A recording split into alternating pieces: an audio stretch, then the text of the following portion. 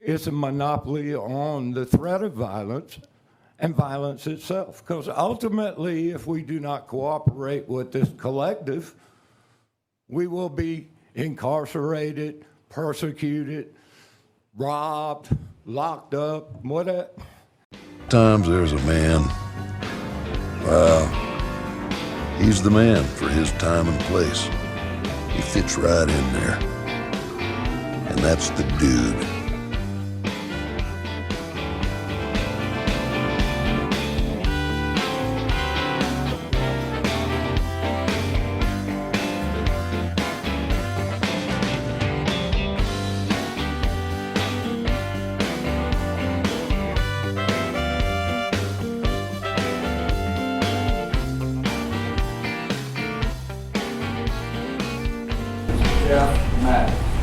If Mr. Maddox will come up and I'll read our rules of the House. Prior to the public hearing, sign-ups should be made. Immediately prior to the hearing, it should be announced that wishing to speak should identify themselves. When the public hearing is open, the persons will be notified as to how many people have signed up. We know it's 2. Persons will speak in the order in which they signed up. Each person will speak a maximum of 10 minutes. Comments at public hearings should be germane to the matter, which is, in this case, the millage rate for this fiscal year. With that, the public hearing is open. Mr. Maddox, please. Thank you, Mr. Chairman. Guys, we've been over this millage thing, and the process has been done over the last, as was said before, many years. And there's been some discussion about whether it ought to be tied together with the budget. And there's been discussion about why it's not tied together. And it seems to create a lot of confusion in the public, as the two are interconnected, yet separated. And so as the ebb and flow of government goes, you find that like the budget process was kind of hard for everybody. You saw people coming in here and talking about it and debating about it, and even council debating about it.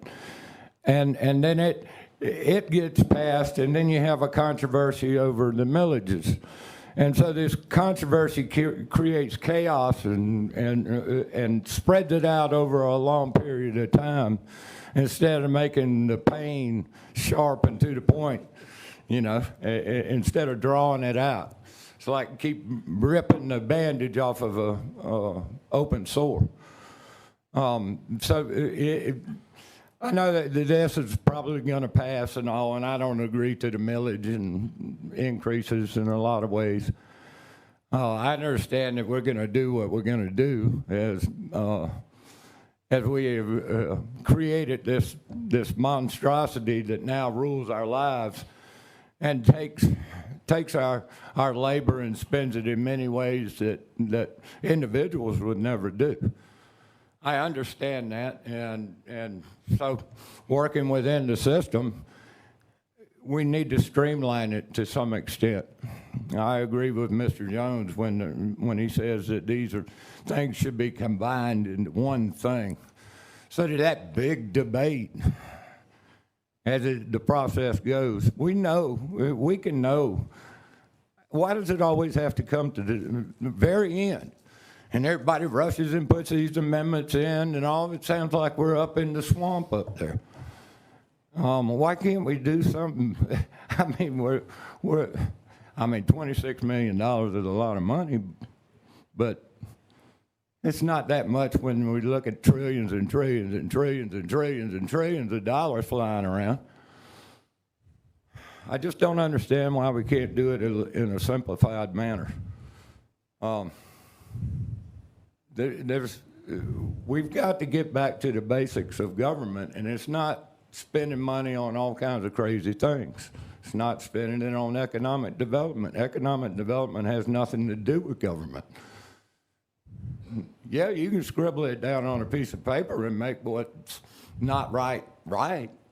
I see that all the time. Look at the volumes and volumes and volumes of laws and rules and regulations that politicians, not necessarily you, but politicians throughout a couple of centuries, look at what they piled onto us. And that comes with an expense, because for every rule, regulation, ordinance, or whatever, you've got to hire people to enforce it. And it's a monopoly on the threat of violence and violence itself. Because ultimately, if we do not cooperate with this collective, we will be incarcerated, persecuted, robbed, locked up, whatever. So, until we recognize that government is a fire and it's out of control, and we need to put that thing, take the logs off the fire, get back down to the little basic thing that protects liberty. Until we do that, this is what we're going to get. Every year you're going to see, oh, it's going to be this kind of millage and that kind of millage and this kind of, and nobody can figure out, well, how you figure out a mill. Even Dennis Arledge can't explain it. It's like Common Core math.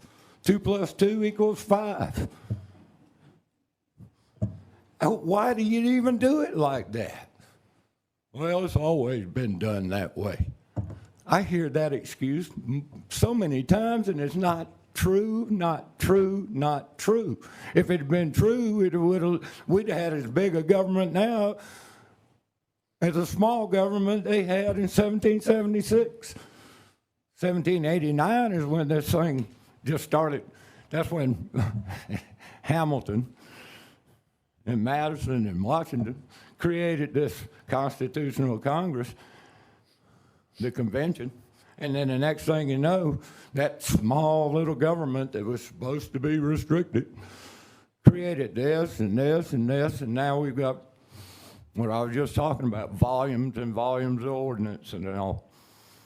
So in the end, you guys are going to do what you're going to do, but I'm telling you, boys, we need to shrink this government. We really, really do.